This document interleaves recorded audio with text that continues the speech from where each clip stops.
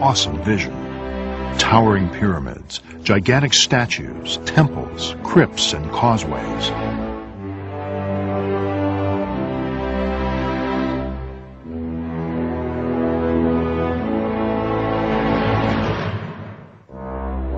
Giza was a manifestation of the power of Egypt and the divinity of a living god called the Pharaoh.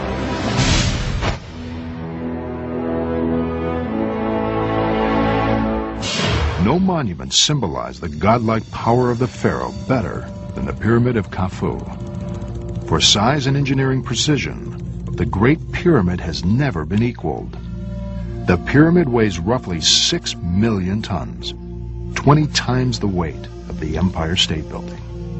Until the Eiffel Tower was erected, the Great Pyramid was the tallest structure in the world. Over 2 million stones were used in its construction.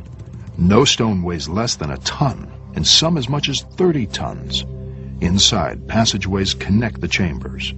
Shafts run to the exterior.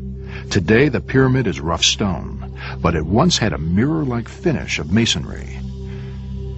It is believed the Great Pyramid was adorned with a top of solid gold. The sunlight dazzled the eye for hundreds of miles.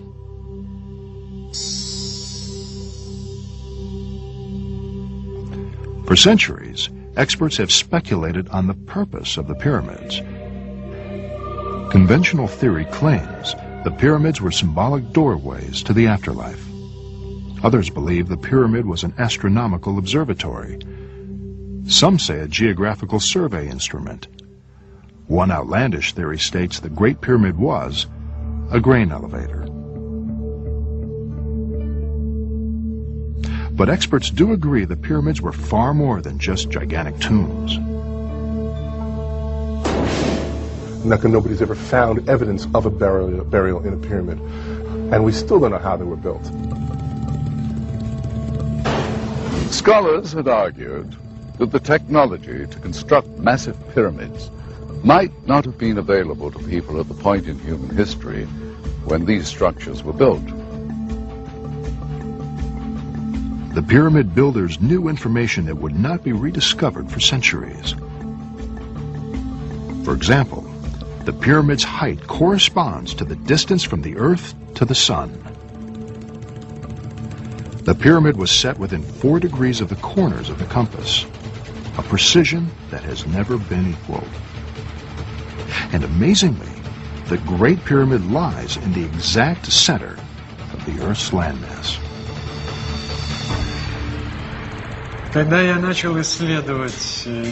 When I began my field research at Giza, I was immediately struck by the fact that whoever built the pyramids could determine longitude and latitude. This is amazing, since the technology to fix longitude was not invented until the 1600s. But more to the point, the pyramids were constructed at the exact center of the Earth. Also, the size, the pyramids are visible from an extremely high altitude. They can be seen from the moon. Plus, the pyramid is one of the best shapes for radar reflection. For these reasons, I advise the KGB the pyramids of Egypt were built for navigation by alien explorers. It makes perfect sense. Egypt would be an obvious choice for the aliens who had to establish an outpost for planetary expeditions. The initial landing by an alien expedition team would pick a flat area with a few obstacles. Egypt would be an obvious choice, since it's also in the center of the land, the habitable mass of the Earth. Though never adopting communism as its core political system, Egypt was for many years still firmly within the Soviet sphere of influence. A client nation, Egypt both benefited from and made concessions to its benefactor, the former USSR. Some experts speculate the Kremlin feared the CIA would learn about the mission to Egypt. Pressed by U.S. competition in the arms and space race, Russia did not want to start a tomb race. The geopolitics of the time enabled Project ISIS to operate with complete secrecy. By the late 50s, Egypt accounted for 43% of all Soviet aid to Third World nations. When Project ISIS was initiated, Soviet military personnel in Egypt numbered over 20,000. The heavy military presence disguised the efforts of mission scientists. According to Ivanovich, project scientists were headquartered in Cairo. From there, small squads of archaeologists would conduct covert studies of the Giza pyramids. Often, the scientists would be disguised as Arab peasants or army officers. For some strange reason, we were sent there in soldiers' uniform with Kalashnikov assault rifles, like we were a bunch of soldiers or something, when in fact we were just archaeologists. And they would just tell everybody that there's a group of archaeologists looking for some artifacts that would be accepted by everyone. Project ISIS did not rely solely on undercover archaeologists. In 1959, the KGB recruited an official within the Nasser government, Sami Shadrif, the director of the President's Office of Information. Because of his position, he had carte blanche to highly classified information. Sharaf was also an expert in wiretapping of Egyptian officials. Many times, the information Shadrif gathered seemed of little consequence. However, according to Ivanovich, on the night of July 24th, 1960, a conversation was recorded that would spin Project ISIS into the realm of myth and disbelief. This recording was obtained through the sources who I must protect. أيوة يمكن تعمل عليهم. هم كانوا يشربوا خمر؟ لا هم مسلمين متشددين. قالوا إنهم وجدوا مقبرة مقبولة. أيوة دي معوي. قالوا هو قبر. كيف عرفوا أشياء زي كده؟ دخلوا يشافوا على الحيطان رموز وكتابات وصور. حكاوا عليهم من قبل. تعرف إيش يعني هذا؟ وجدوا مقبرة الزوار. مقبرة الأزهر. مقبرة الأزهر. One of the top officials, monitored by Sharaf, had phoned his brother.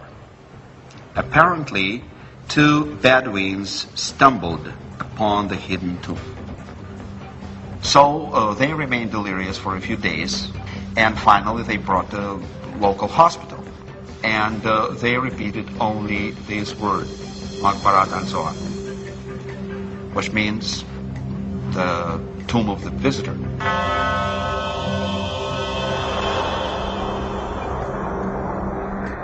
A grave of the ancient Egyptian god who does not exist in Egyptian pantheon.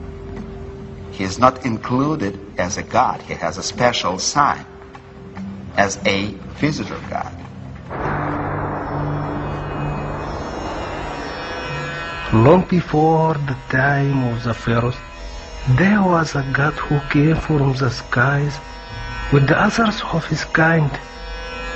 They brought magic to the land, wonders, power, and wisdom. They returned to their home in the stars, but one stayed behind and taught the people of Nile all he knew. He was buried in the secret place. It is called Maqbaratul Zuwar, the tomb of the visitors. Can myth conceal the truth? Could a legend be based on fact? You must embrace the myth, the folklore, the legend, because it's like a pearl inside of an oyster. You start with that tiny sand of truth, and then over the year, it gains luster and becomes legend. The producers of this program were skeptical. The possibility the KGB thought mythology could lead to advanced alien knowledge was hard to accept. To obtain independent verification of Project ISIS, the producers tracked down a former diplomatic courier for the Soviet Union. The man now works for the Russian mafia. I worked as a messenger for diplomatic corps. One of my roles was moving documents between Cairo and Moscow. Some of them was from Mr. Sharaf. He was a director of information center, Egyptian information center at that time. It was a